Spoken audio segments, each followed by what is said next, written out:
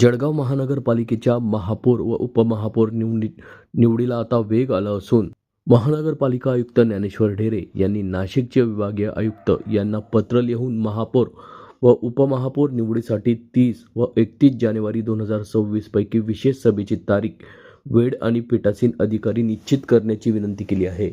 आता खऱ्या अर्थाने सत्तेच्या चाव्या कोणाच्या हातात जाणार हे पाहणं मात्र महत्त्वाचं ठरणार असून याबाबतची उत्सुकता ही शिगेला पोहोचली आहे. महानगरपालिकेतील नवनिर्वाचित महापौर व उपमहापौर निवडीसाठीचा अधिकृत कार्यक्रम शासनाकडून जाहीर करण्यात आला आहे. त्यानुसार 22 जानेवारी 2026 ते महापौर पदाचे आरक्षण जाहीर झाले असून 30 व 31 जानेवारी 2026 रोजी महापौर व उपमहापौराची निवड करण्यात येणार आहे.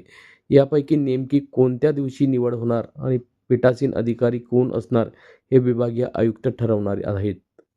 या संदर्भातली माहिती आज दिनांक 24 जानेवारी रोजी दुपारी 2 वाजता महानगरपालिकेतून माध्यमांना प्राप्त झाली आहे.